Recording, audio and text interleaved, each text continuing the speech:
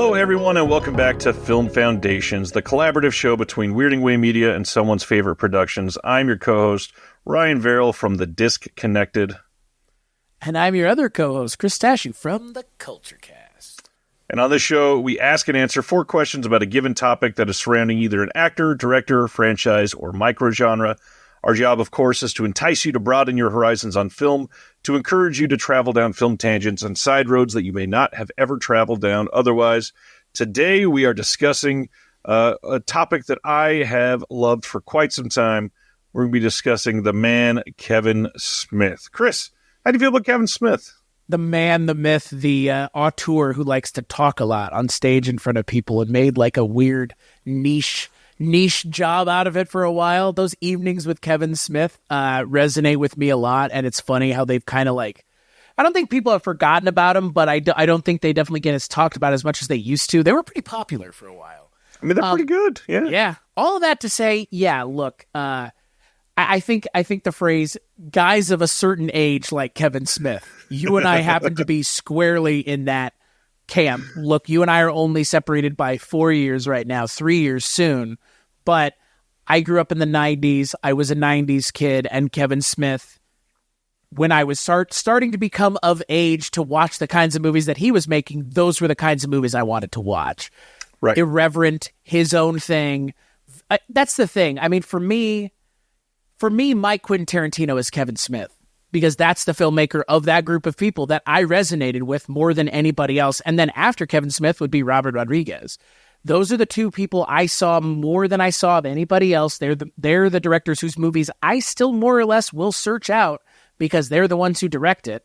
Aside from one thing with Kevin Smith, and we'll talk about it. And it's actually 2 things, because I misquoted to you earlier that I hadn't seen one of the things. It's actually 2, or I guess 3, actually. But one of those things I feel like nobody even really cares about, thinks about, and especially him, Kevin Smith, the director. But I have an affinity for Kevin Smith. He's one of the few filmmakers who I genuinely feel like if he were here sitting with us, we would probably get along with him swimmingly.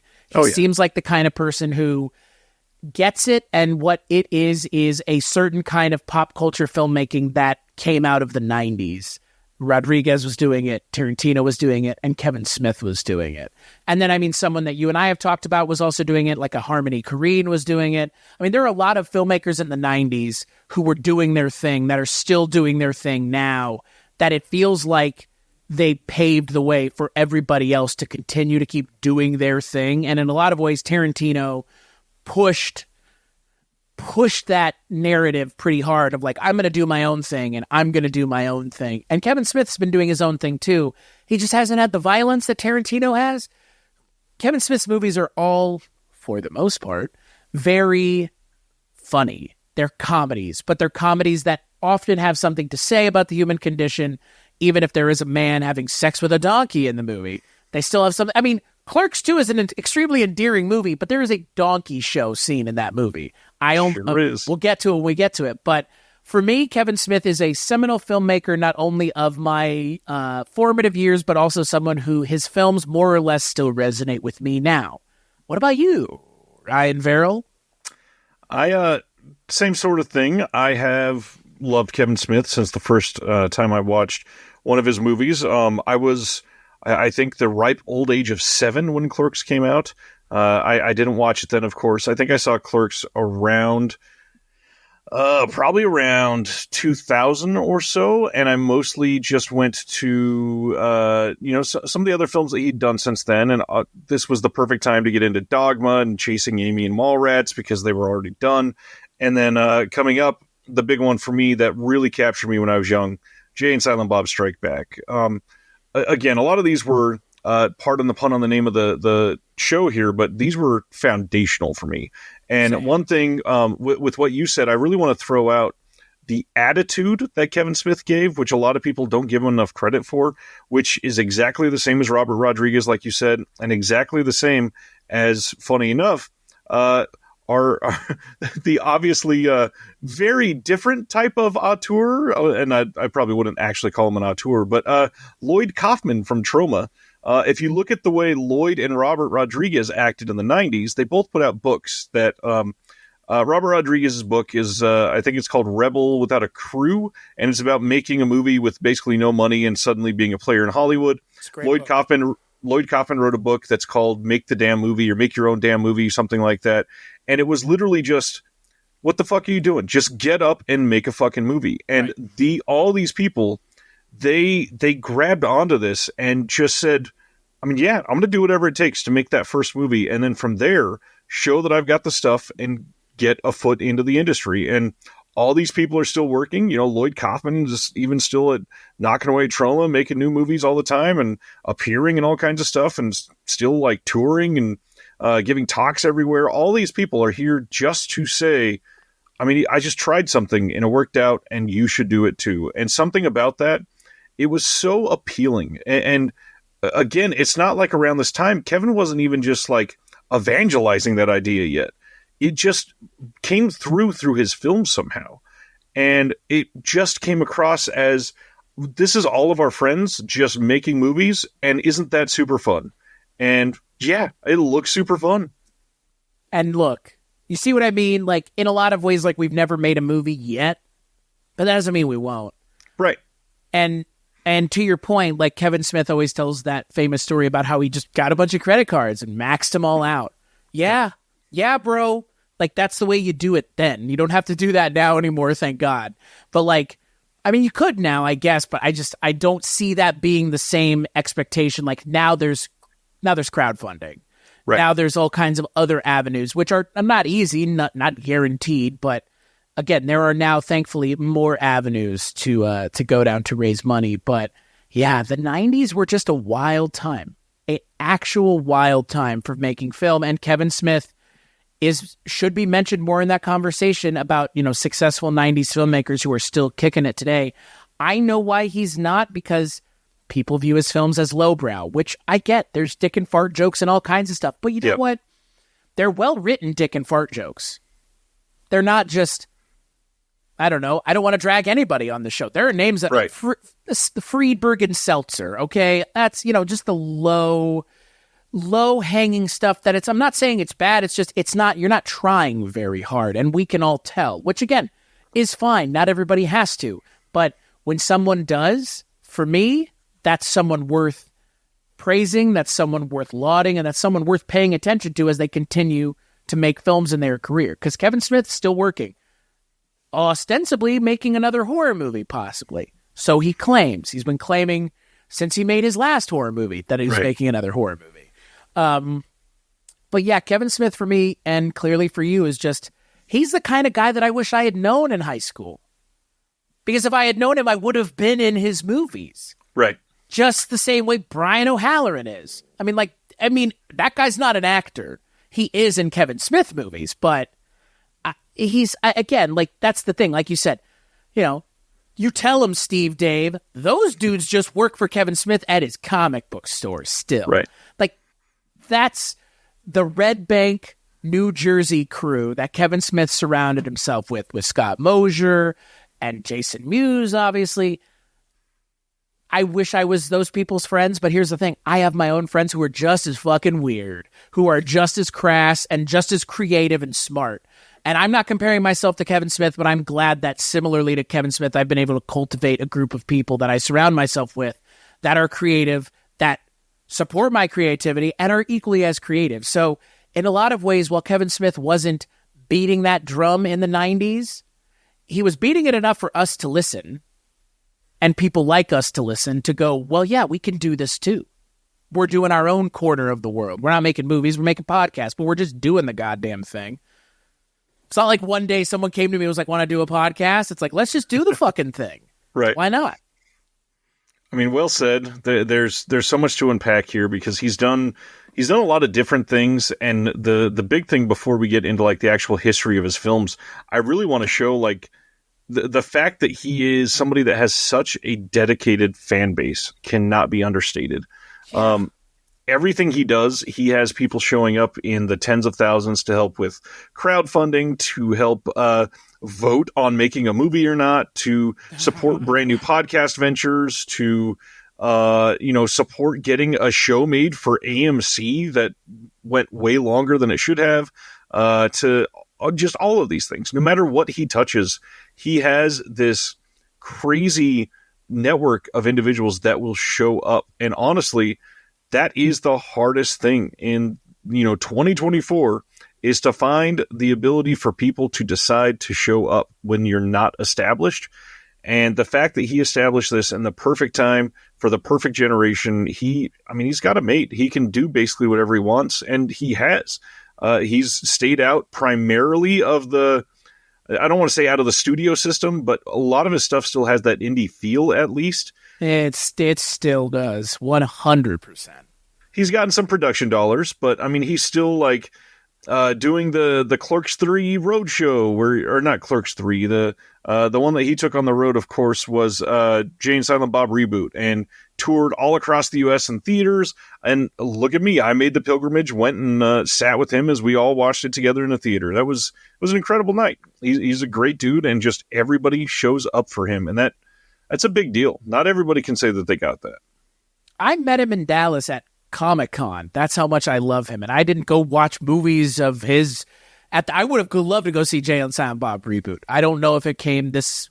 It probably did, and I just didn't see it, or who fucking knows. But I went out of my way to meet him and Jason Mewes at Comic-Con. So I'm right there with you. Like, I'm not going to go out of my way to meet any other movie director, frankly. Like, there's not even any other movie director I care about, to be honest with you. In the way that I feel like Kevin Smith speaks to my inner teenage dickhead me, but also the inner teenage dickhead me that, because again, I think, and this is the other thing that I think Kevin Smith now in 2024, as you put it, 5 years, going on 6 years after his heart attack that almost killed him, he's also been a really good advocate for taking fucking better care of yourself. Yep. Because everybody's seen the picture, if you know what I'm talking about, but Big Jeans Kevin Smith, he's recreated the picture since, thankfully, to hilarious effect. But he's also one of those dudes that, like, as a dude who was always overweight, and I still am, but not as much as I used to, I would always look at him and be like, if that guy can do it, like, I know I can. And I don't have to have a heart attack for me to get there. But I had my own crisis of faith, and I'm on my own journey. And one of the people that I genuinely think helped with that was Kevin Smith. Just someone who's like, he can do it. And he's the guy who, like, made being fat part of his gimmick. Like, I don't know how to say this before we get into talking about the movies, but skinny Silent Bob does not hit the same way fat Silent Bob does. It's just the truth. It for me is similarly to another person that I hold in very high regard, who also went on their personal health journey and is a very different person, at least outwardly, Penn Jillette. Doesn't even look like the same person. Not at all. Same guy, though, still saying the same things. But also another person like that, where it's like, if he can do it, I can do it. And I get it. But that, again, that's just being a good human, let alone a good film director and other things. And, Kevin Smith, I think you can tell in the movies that he writes, he's self-aware. And being self-aware is not easy. And also being able to have that come through in what you're working on isn't easy either. But if there's one thing that we can say about Kevin Smith before we start talking specifically about his movies, for good and for bad, are a 100% expression of who he is. Yeah. Which is It's fucking true. awesome, by the way, that we have that people can still do that. Even now, in the studio system that we have, people can still make a movie that is as good as any other movie and is as true to who they are as possible. Well, on that note, I'm going to run through, since it's a fairly short list, not always going to do this, but the titles that he's directed, or at least been the writer on. And that's, I think, what sets a lot of these apart compared to some other filmmakers, is most of these he's directed, written, and edited, which shows how much he is invested in all of these right alongside you watching them. So all starting back in 1994, Clerks, Mallrats, Chasing Amy, Dogma, Jay and Silent Bob Strikes Back, Jay and Silent Bob Strike Back. Get it right. I'm sorry. Jersey Girl, Clerks 2, Zack and Miri Make a Porno, Cop Out, Red State. He didn't direct it, but the Jay and Silent Bob super groovy cartoon movie has to be thrown in here. And then we got Tusk, Yoga Hosers, Jay and Silent Bob Reboot. The one that I just heard about for the first time yesterday when you mentioned it, Killroy Was Here. And then, of course, Clerks 3. Killroy Was Here will not get mentioned in any of these conversations because it is impossible to find. It's an NFT, and I guess now that it's an NFT, we'll never see it, or we didn't buy it in time, which seems like a shame because I know he has a segment in another horror anthology movie, but I would love to see what a Kevin Smith horror anthology movie looks like. I guess I should go back in time to 2022, 2 years ago, and buy his NFT movie. I mean, so bizarre, so strange. That's also a terrible, terrible choice. He never should have done this. I know. I mean, 2022, as not far back as it is, was a different time in terms of like people embracing NFTs. Now we're like post NFTs and people are like, NFTs are a waste of money and time. But in 2022, that was like all the rage. So I can't fault him for doing it, but yeah, like that hasn't aged well, even 2 years later. So while I was looking into this, because I was going to try to watch it this morning if I could find it, there is a Reddit thread out there of somebody literally saying exactly what you just said, that it's impossible to see, but also a lot of people that are very, very diehard fans of him complaining that he's got no follow through on stuff like this. So there's a bunch of people saying that they're convinced it doesn't exist. Somebody did say that they saw it at the whole Smod Castle thing that he's been doing, but yeah. So there's a possibility that this is just like a movie that exists solely in title alone. I mean, yeah, it's possible. One guy saw it one time and said it was good. Like, that's not enough. Right. So, yeah, this is an odd one. So we're just going to skip right by that, of course. But he's got a pretty eclectic filmography, especially for somebody that's been doing it by themselves for the most part. And it's not just indies. It's not just horror. It's not just anything. He has mixed up the genres quite a bit. He's done a couple big studio flicks with some big names.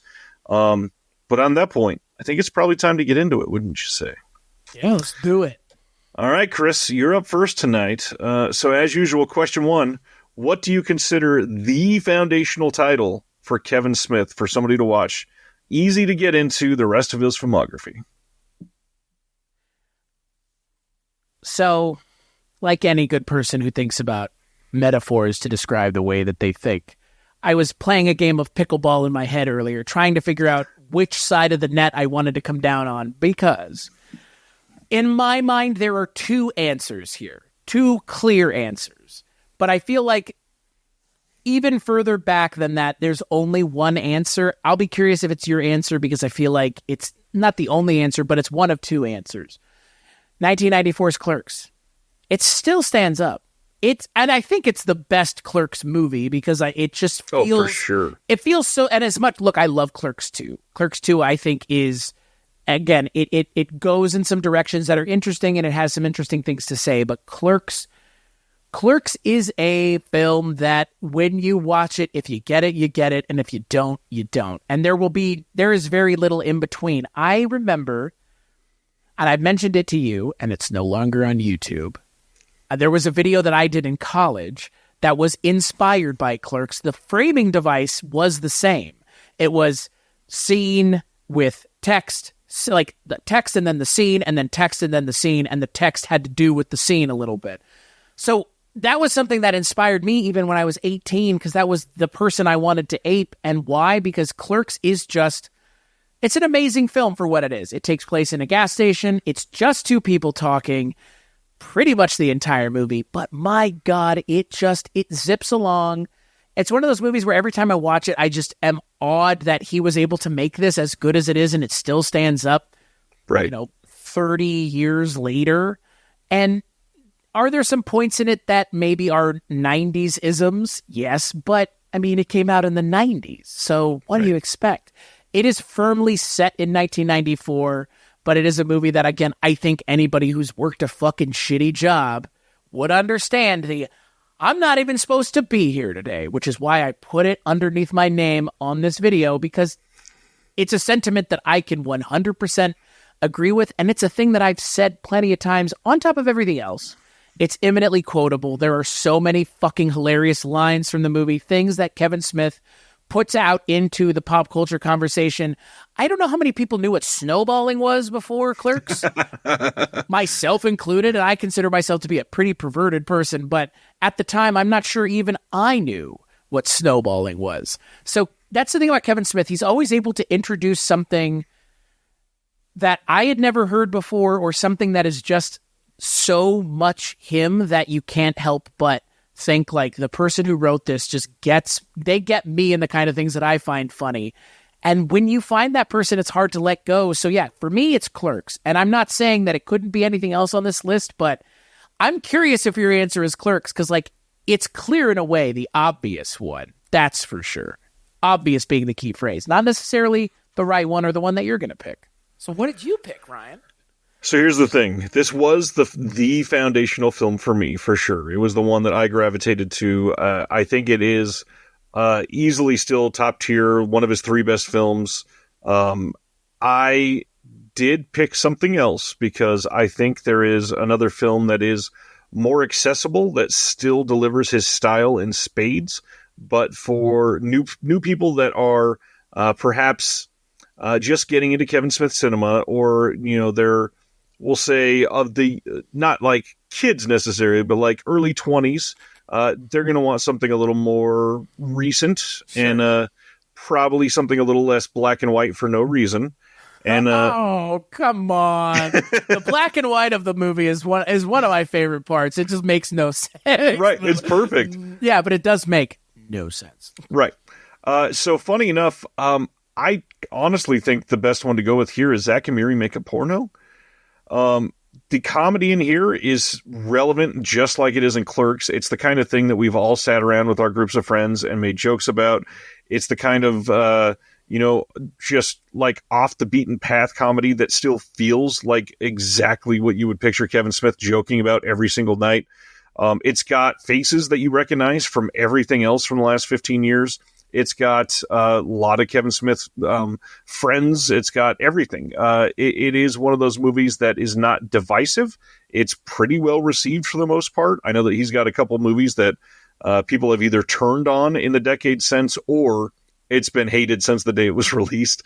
But this is not really one of them. This is one of those titles that everybody's like, yeah, that's a Kevin Smith movie. And I think based on that feeling, I think to me, that's the easiest one for somebody that's never seen any of them right now in 2024 to watch first. That would have been my other answer, just based solely upon the fact that it is the biggest mainstream Kevin Smith movie there is. Right. I mean, Seth Rogen, Elizabeth Banks, Justin Long, Brandon Routh. Do I need to continue? I mean, there you go. Those 4 names alone should give you an idea. And they're the main characters. Most of the time in these movies, it's not anybody recognizable that's the main character. It's, like I said, Brian O'Halloran, or the gentleman whose name is escaping me right now that plays Dante, Jeff Anderson. Those guys are only actors in Kevin Smith movies or things that he's associated with. And so for me, that would have been the other answer. I was curious if you were going to pick it. I'm glad you did, because I actually love that movie. That's a movie that has a very special place in my heart. I saw it with a very good friend of mine. Her and I had a great time, and there will never be a moment in my life where the phrase Sherpa up the mountain of gayness will not make me laugh like a little child. And to be fair, Justin Long doing that, like, I'm gay Justin Long voice is just... It's perfect. Justin Long, man. When is somebody going to be like, I want to do a Justin Long episode? Because, brother, I would do a Justin Long episode in a heartbeat. And you know what? His last name is apt. If you know, you know. Oh, yeah. Yeah, I'm glad you picked it, though, because it's a fun and funny movie. I'm glad you enjoy it, too. This is one that it can be like foundational humor-wise for a lot of people. And I got to throw out, you mentioned 4 of the main names. You got to talk about Craig Robinson in this movie. Mm-hmm. Craig Robinson is like peak popularity from The Office at the time, and makes this movie and shows that he is not just funny in The Office, but funny every single time this man is on screen. This movie is sweet. Also, it's romantic in quite a few scenes. It's not, a lot of the jokes are crass, but the actual, like, the story itself is not super crass. It's more so just charming, which totally worked for me the first time I saw this. Star Wars Episode 3, The Revenge of the Shit. The all-anal final chapter. Yeah. I mean, yeah, how is a movie that has that line as sweet and charming? Because at the end of the movie, you have what? Seth Rogen Dutch ruddering Jason Mewes in a heartfelt moment that, again, only Kevin Smith could write. And it still work as like a genuinely heartfelt moment. Well, one man is jerking off another man. It's, again, if you're here and you're wondering what you're listening to, you probably have never seen a Kevin Smith movie. So this is your moment to be like, I can leave now because this is not going to somehow change what they're talking about. Now you touch my arm. Now it's a double Dutch rudder. Yeah, now it's double Dutch rudder. Yeah. Yeah, God. I mean, there's a term from Clerks 2 that I cannot say, but I cannot believe he puts it in his movie. But they're taking it back. I mean, right. Yeah. God. I mean, that's the thing. Like, I think of Kevin Smith's movies and, oh, God. Yeah. Just... Yeah. So before we get into question 2, one thing I really wanted us to lay out here, we mentioned that he makes movies with his friends. So not only does he do that, but usually they're playing the same characters. And he has created what has been dubbed the View Askewniverse. And his production company is called View Askew. And so that's led to this name. And that alone has been what has led to so much of this camaraderie.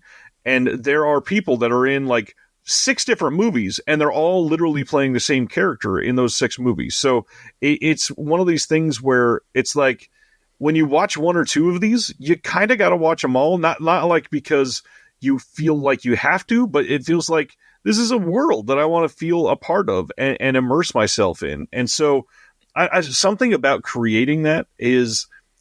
again, like endearing in a way, but also it shows a lot of that devotion that people have had to him and his characters. And I can't think of another director who's been able to sustain it the way that he has like this in a way for a fandom.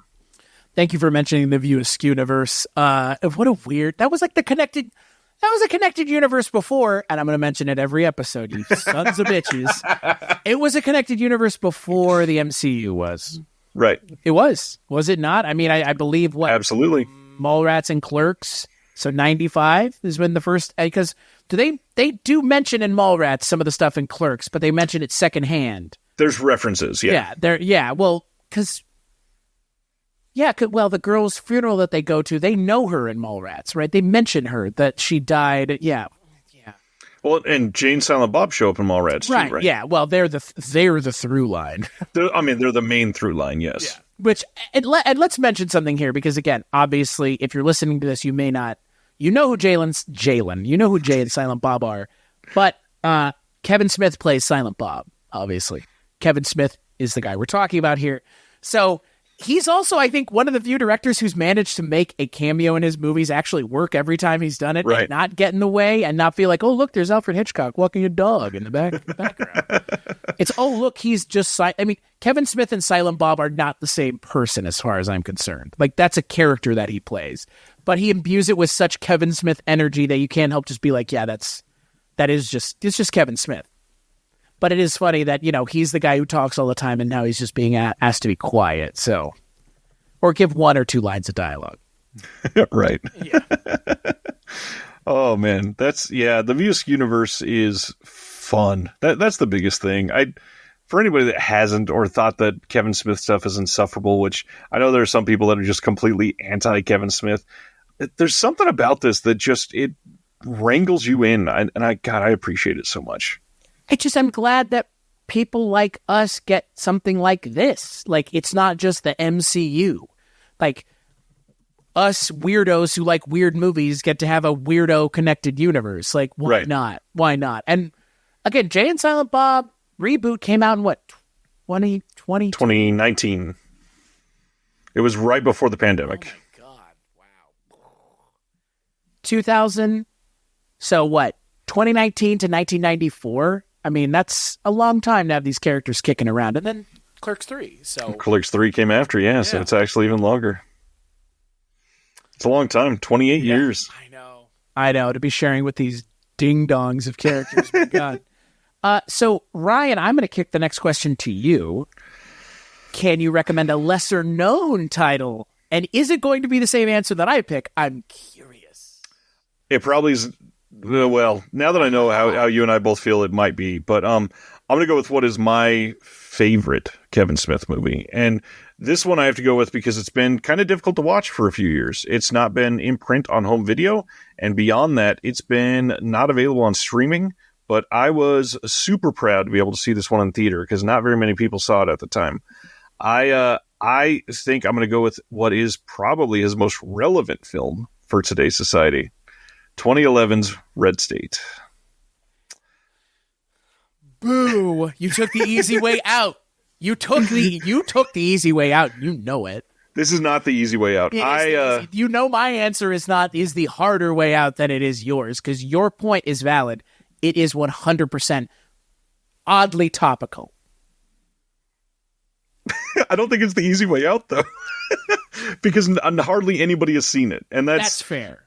So what I want to get into is share for a minute what this movie is, because unfortunately this movie has been, again, locked behind the Miramax fucking vault because of stupid people that would sexually assault. I don't want to say his name. Anyways, the main producer behind Miramax has ruined many of the distribution of Kevin Smith's films. So that's another thing for another story. But this film, I mean, this movie is rad, first of all. So this movie starts with some teenagers that are going out to meet a woman in the middle of basically BFE because there was an invitation for an orgy. And it's a bunch of teenagers surfing Craigslist trying to get laid.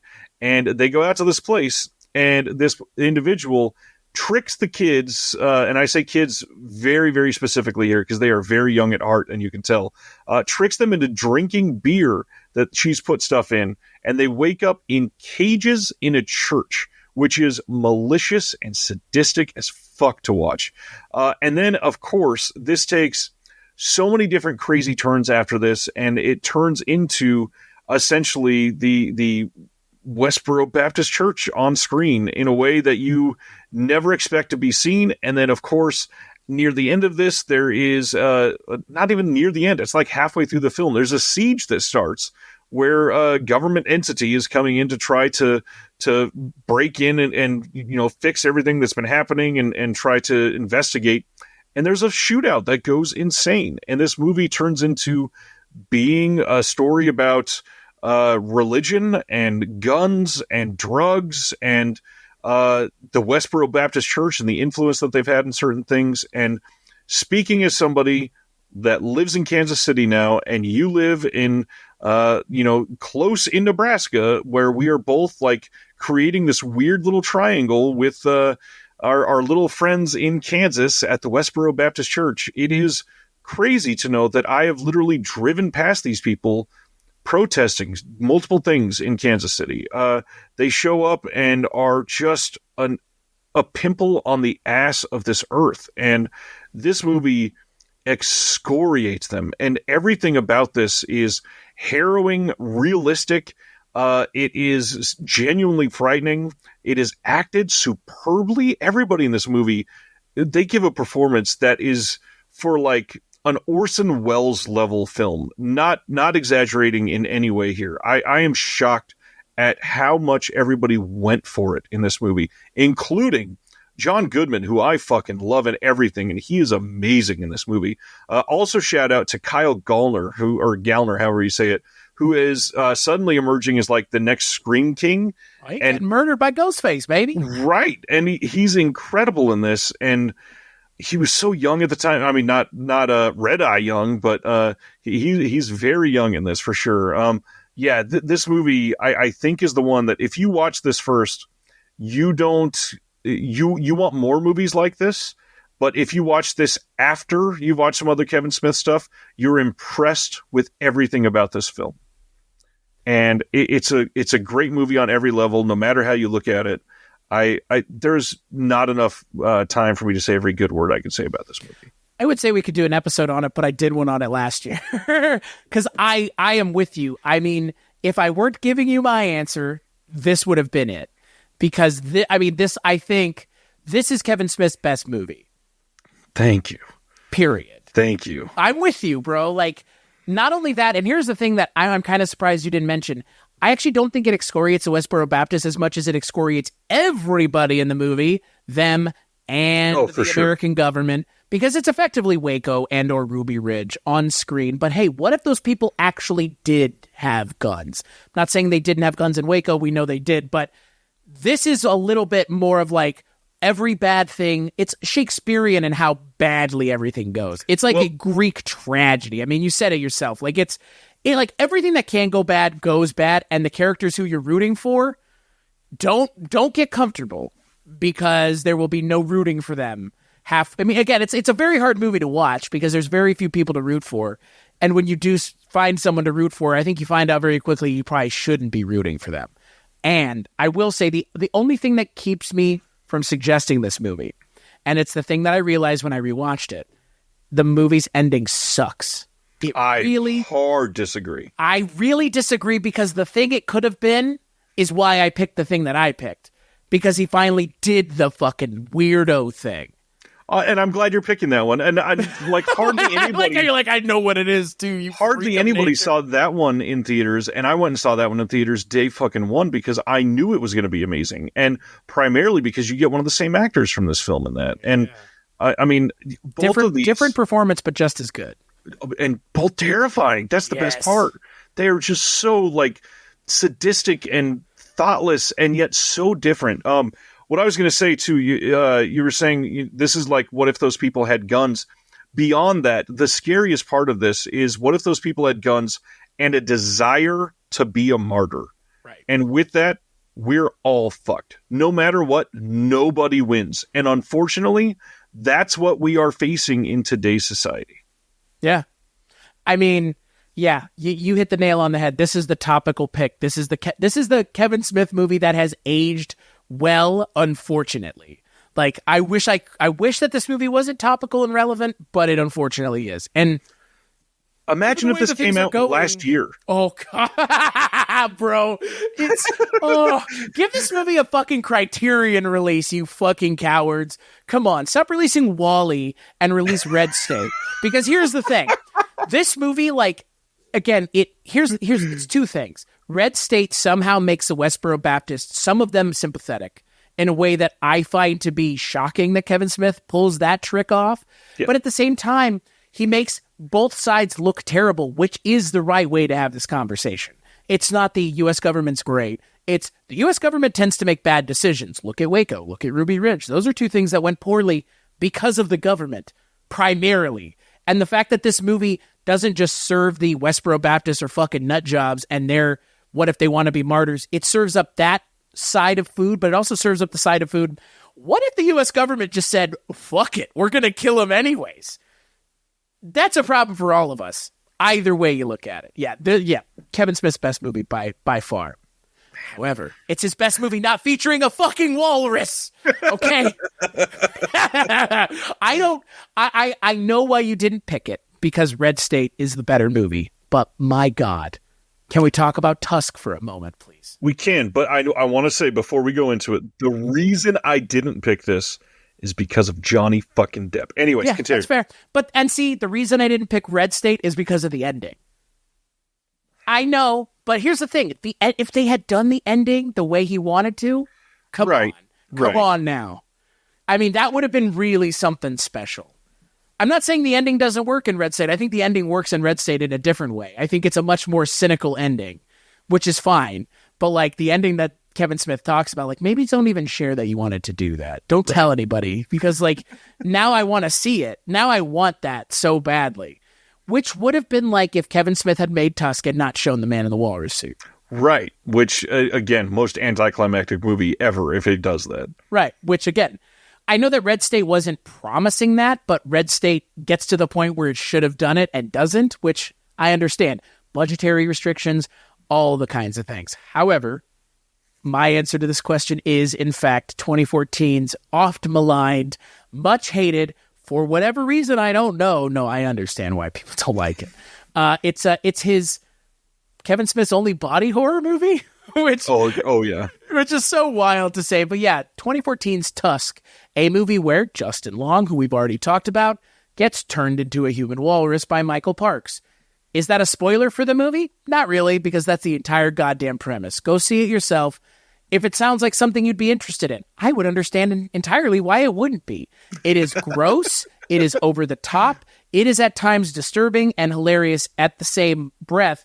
I watch this movie, and I don't know what it says about me. Every time I get to the ending, I always laugh. I think it is the funniest, most fucked up ending. But it's so funny when he's sitting there in the little cage. Is it not? It's like Kevin Smith was just laughing to himself, being like, and then they went and visited him too. And they throw him a fish. Isn't that funny? Like, see what I mean? See how it's funny? It's funny as long as you just take a step to the right and realize that I think that's what Kevin Smith's going for. Is it a horror movie? Yes. But Kevin Smith is a funny guy. And horror and comedy, very closely related, separated by a very thin margin. And yes, I will contend and I will agree there is one thing about this movie that is very hard for me to get past, and that is the inclusion of Johnny Depp in a effectively Groucho Marx. I was about to say Groucho Marx. Those like Groucho Marx things you put on your face with the fake nose and the glasses. Like, that's what it is. And yeah, I mean, I feel like for the longest time, all anybody mentioned about this movie was the weirdo Johnny Depp of it all, or Justin Long being in a walrus suit. And Johnny Depp does get in the way and he does distract. But at the same time, like, it's kind of weird that there's this A24 horror movie. By the way, all you A24 fans, where are you sleeping on this one for? A A24 horror movie with Johnny Depp and a Justin Long walrus suit man. Like, if that's what they're showing down at your local Cinemaplex right now, I'd love to hear what fucking movie that is.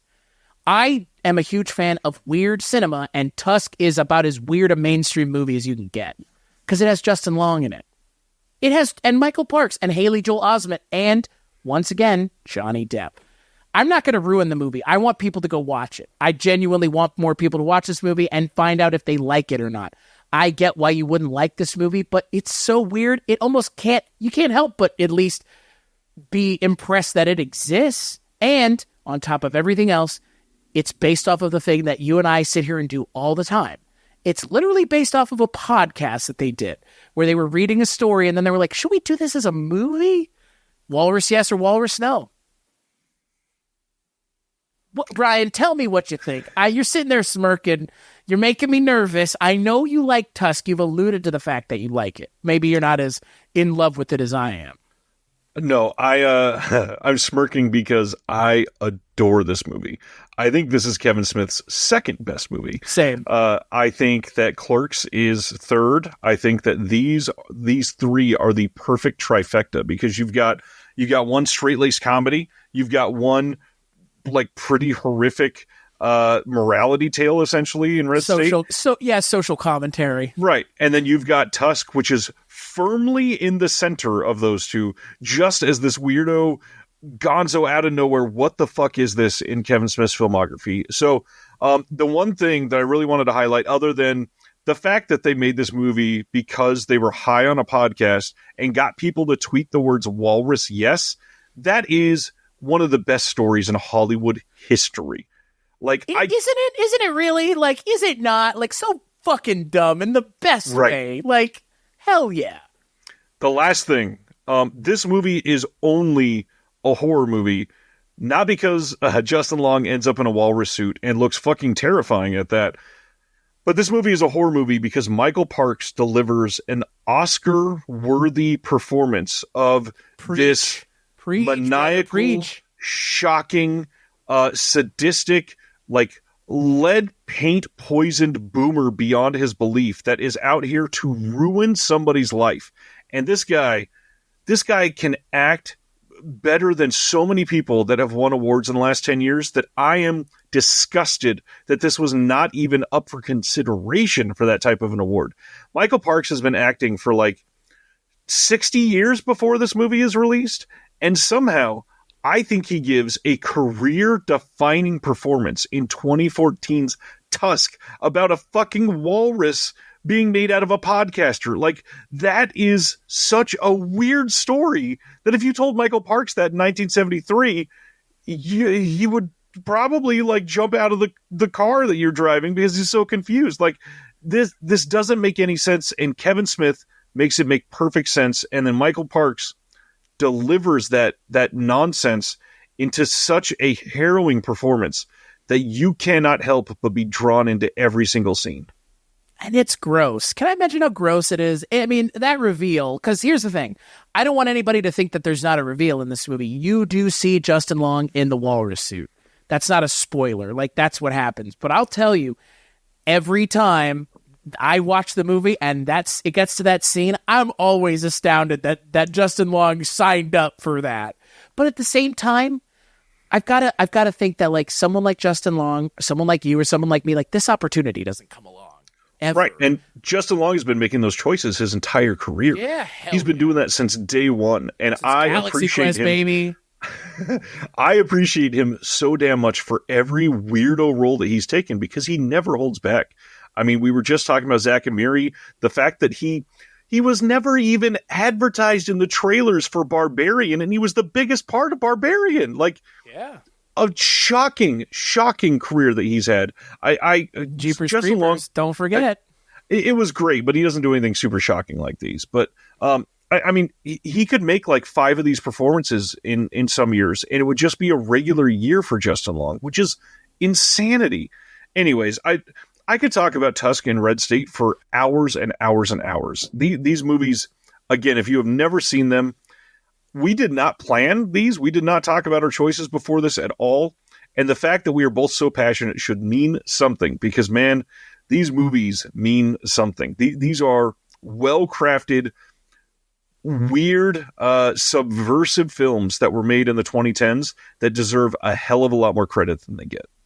And can I mention, and this is the moment where I lose all credibility. And oh, God. You might know what I'm about to say. Something about yoga hosers. Yeah, it sure is something about yoga hosers. I don't hate it as much as the first time I watched it. And it may grow on me yet. And I will tell you why.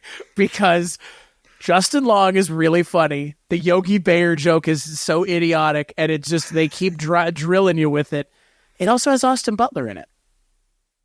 In a like somewhat like odd performance of like being like a serial killer teenager, which is an odd choice, but something about Johnny Depp's daughter and Kevin Smith's daughter, their chemistry, like I like the two of them when it's just them being like complete like shithead teenagers. I think the movie's funny, but yeah, Yoga Hosers, I have a small place in my heart for it, and maybe one day it will grow, but there used to not be one at all because it is a hard movie to like because it is ultimately Kevin Smith directing his daughter and his famous friend's daughter in a movie. I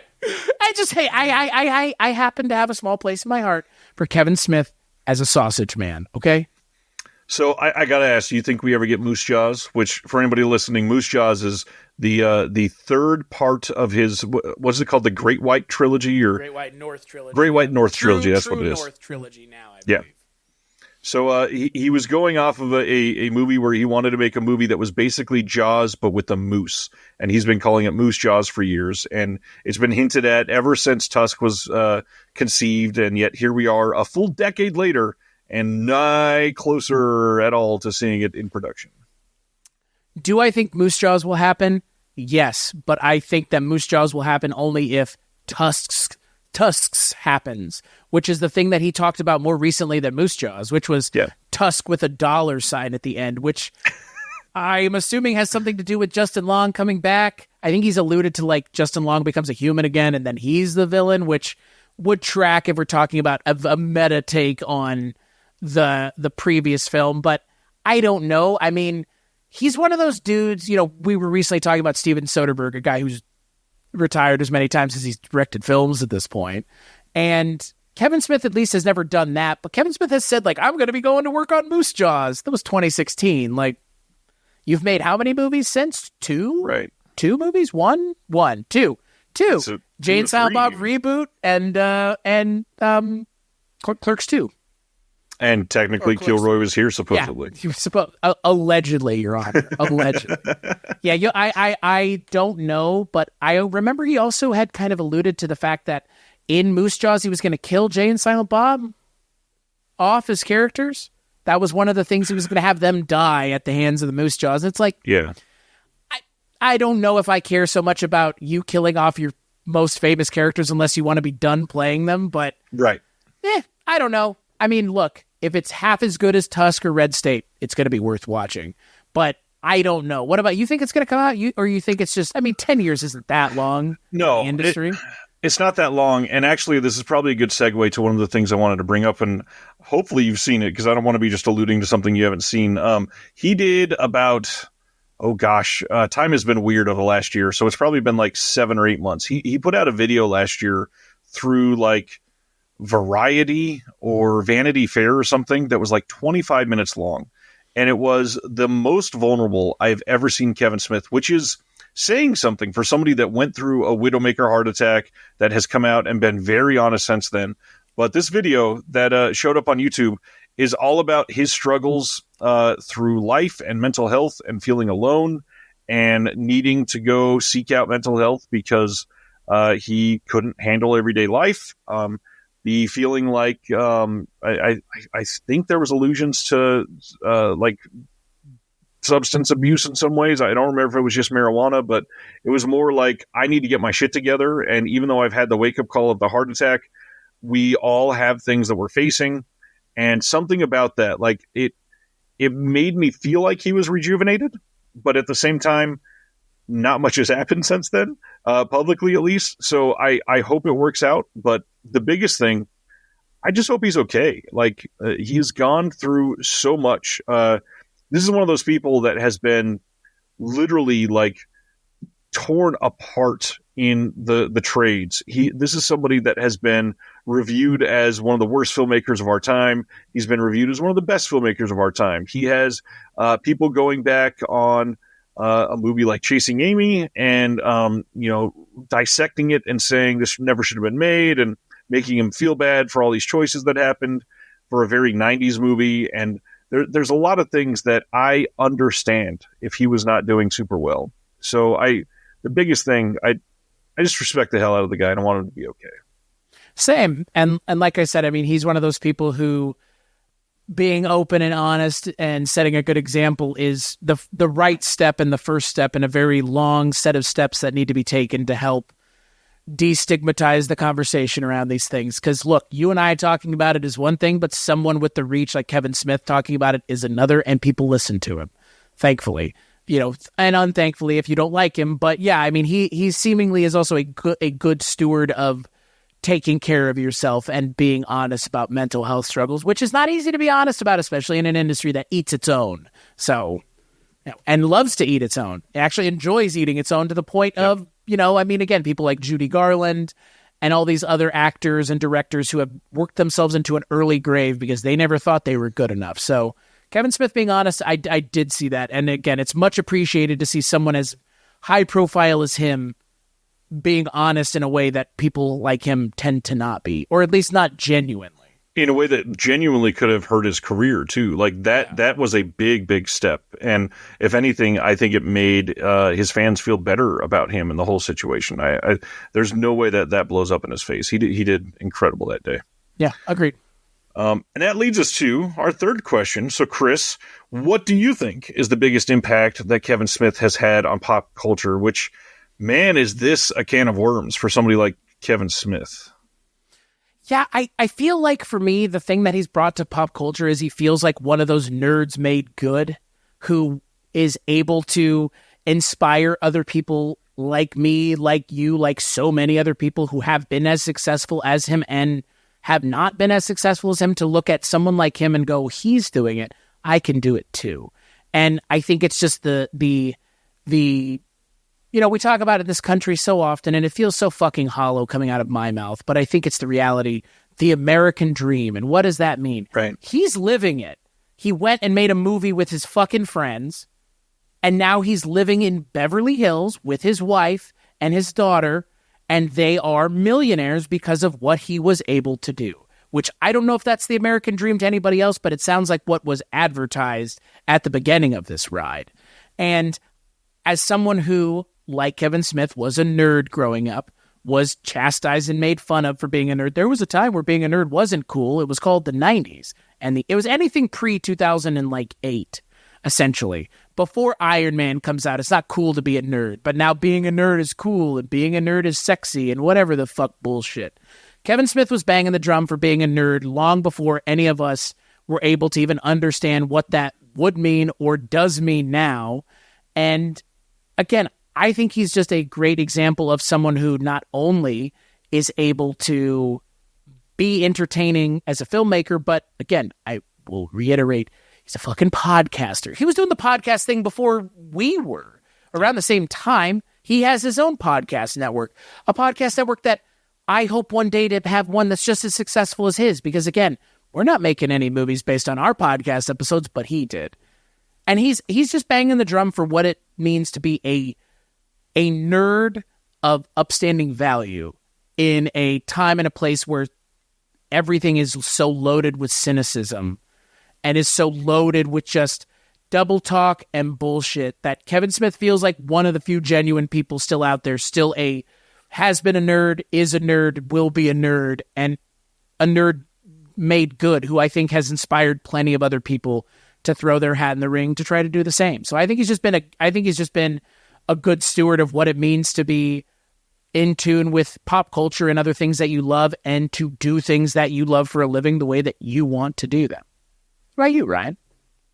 Wow. Just well done.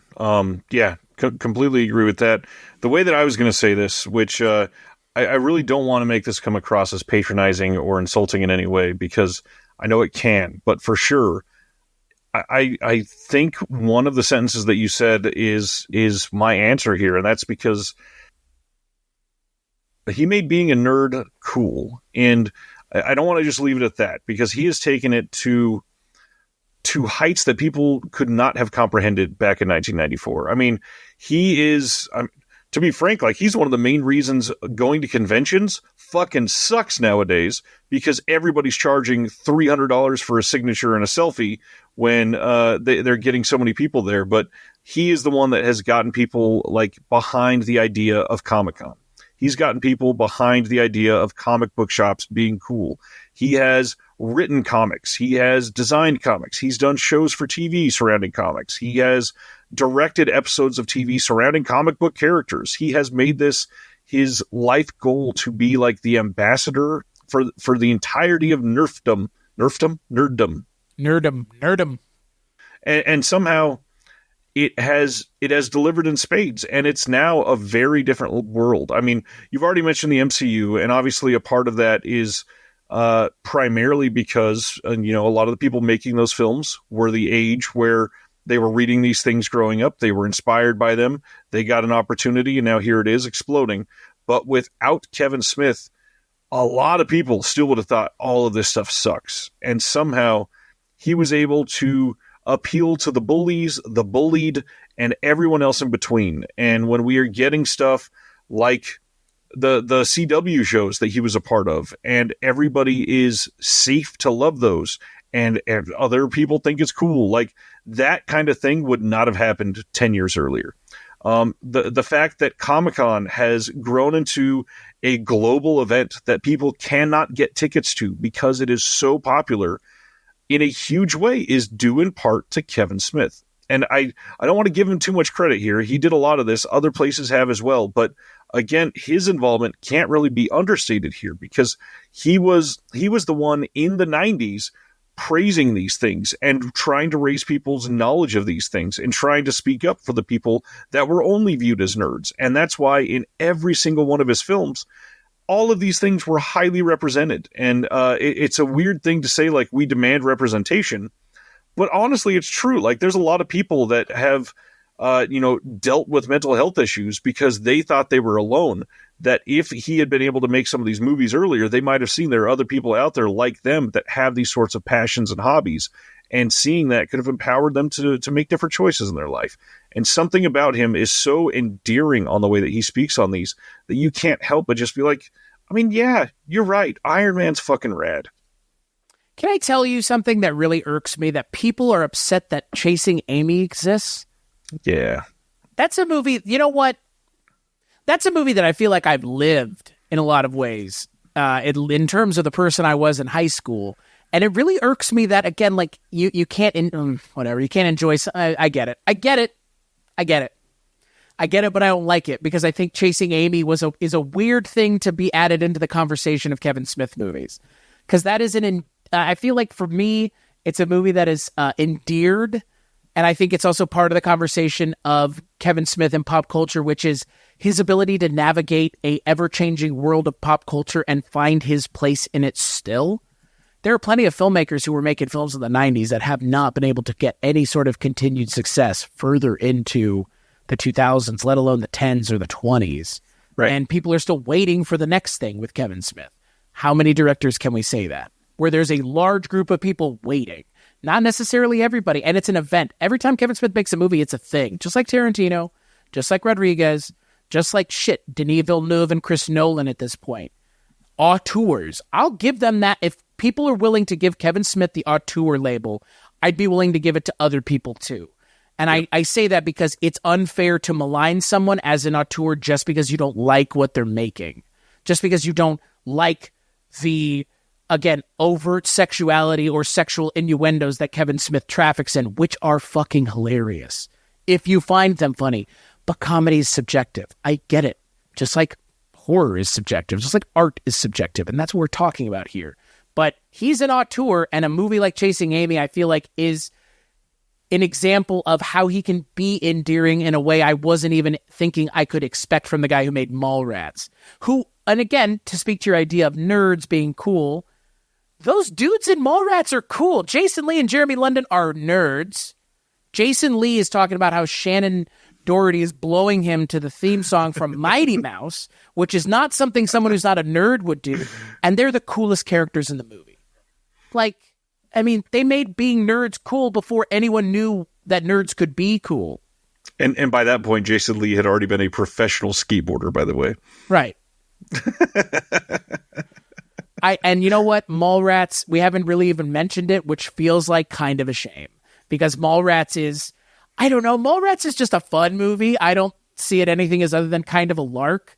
But Mallrats is fun. It might be his most fun, other than, well, Jay and Silent Bob. Yeah. Strike Back is just, there's so, I mean, let's just stop this and go watch that and see how far we can get without knowing every line in the movie. Because, yeah, that, if we ask, like, what's made the biggest impact on you or me, Jay and Silent Bob Strike Back is the specific movie that made the biggest impact on me personally. Such a quotable movie. And then obviously continue the love for Shannon Elizabeth. And oh my God. I mean, she's so good in that movie. Yeah. Yeah, Shannon Elizabeth being good is not necessarily something I know people can get behind, but she's really, and God, I mean, we haven't really mentioned the fact that, like, Kevin Smith is also friends with Ben Affleck and Matt Damon, right. And like, and you know, they just show up in things from time to time, like Mallrats, like Dogma, like Jay and Silent Bob Reboot, like Jay and Silent Bob Strike Back. I mean, Ben Affleck has one of the best lines of that entire movie: fictional characters. It's a shock when someone can do all of these things so well, and it's all one person writing the scripts himself. Whilst high. I mean, not anymore, though. He said he doesn't touch it anymore. For 2023, he says he doesn't smoke weed anymore. Which is wild. That universe that we're living in, where it's a non-Kevin Smith on weed universe, I would like to see what the next movie looks like if he is indeed not imbibing anymore. Man, what is that movie going to look like? It's the skewed View Askewniverse. Yeah, it's not as skewed as it used to be. It's just a little less skewed. And hey, I'm surprised you didn't ask me if Mallrats 2 is ever going to come out, because similarly to Moose Jaws, it's been talked about forever. Yeah, I gotta admit, I like Mallrats a lot. It is lower tier Kevin Smith for me. It's agreed, it's just a lark. Obviously there's a lot of funny scenes, but something about it doesn't hold up as well as the others for me. I that being said, like, I have a 4K release of it behind me right now. That is astonishing to me that Mallrats is out on 4K. Is it the extended edition too? Because man, we have all of the editions on it, even the TV version. Wow. Can I say the extended editions of Mallrats might be the one thing I say is unnecessary in terms of what Kevin Smith has done? I don't like the extended. Well, he also did Mallrats. He doesn't even like that. No, I don't think anybody did. Is that his most mainstream movie? Well, you could argue Jersey Girl is a little more mainstream. Who's arguing that? Most people, because it's I think Cop Out was rated R and Jersey Girl was like not even PG-13. Interesting. Jersey Girl I have never seen.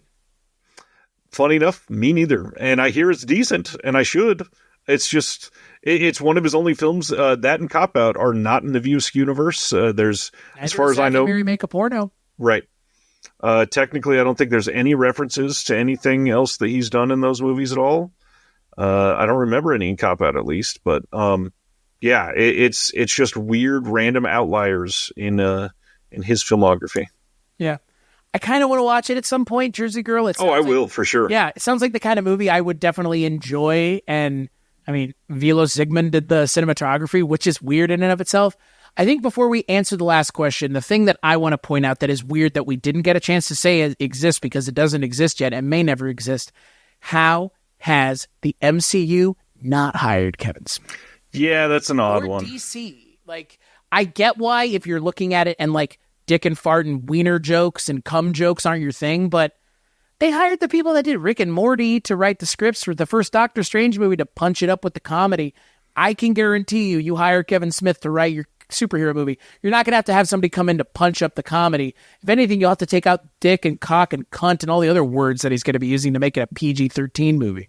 Unless you have it be an R-rated Marvel movie, which why not? Marvel, you're failing at everything else anyways at this point. You're staking everything on Deadpool as it is, which is an R-rated movie that Kevin Smith could have written in the 90s. Kevin Smith could have written for Deadpool in the 90s. Nobody's business, and he would have killed it. I mean, that's the thing. Like, it's weird to me that the guy who's been banging the drum for comic book movies and stuff and comic books and all that has never been given one other than, like, the TV shows. It's a little strange. He did quite a bit of that, though. That the DC TV stuff was a big deal for him. He's done multiple episodes of The Flash. He did Supergirl. He wrote the Batman comic and made some pretty big like steps. If I remember right, I think he made. There was like a big news story in like 2010 when he wrote a Batman comic, and Batman. I don't remember why, but something happened, and Batman literally pisses his pants, and people took that, and it wasn't done for comedy. It was done as like a vulnerability for Batman, and people took that as this terrible thing that Kevin Smith did to add to the Batman lore. And it was just so human, and that's the kind of choices he makes that keep me interested in what he talks about. Have you seen his Masters of the Universe TV show on Netflix? It's pretty good. I've never seen anything Masters of the Universe. And that's fair. We grew up in the 90s, not the 80s. Right. Just barely missed it. Fourth question then, I think. Yeah, what is the cinematic bridge to the subject of Kevin Smith? I feel like we've kind of mentioned it. Yeah.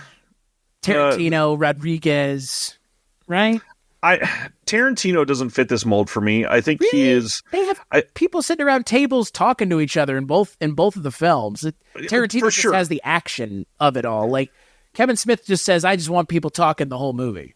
I guess what I'm getting at is the attitude a little bit more. Tarantino's already he's been polished and established since before he made his first movie, literally.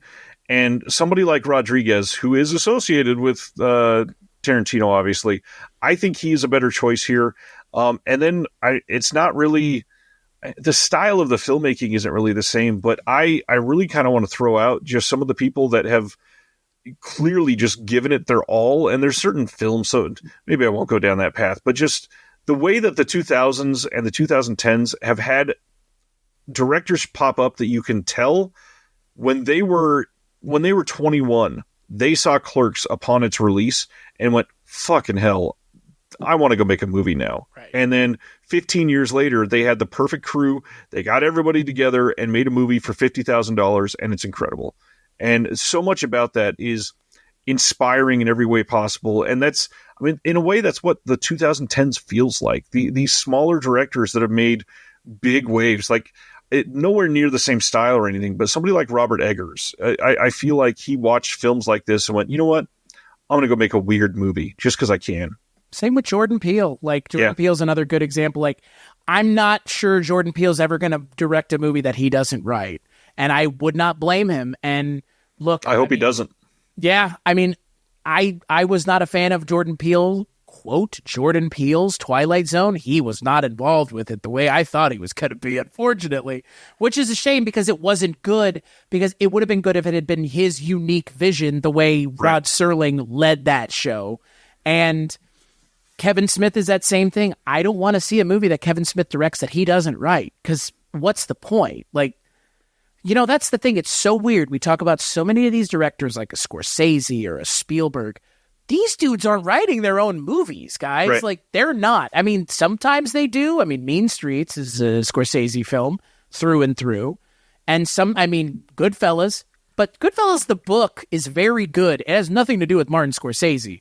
He takes it and elevates it. Scorsese is a good screenwriter, but he does direct other people's stuff all the time. Kevin Smith, I don't think we'll ever see a movie that he doesn't write that's directed by him. And I understand why. I sincerely hope not. One of the things that comes across through these is it is immensely personal when he makes a movie.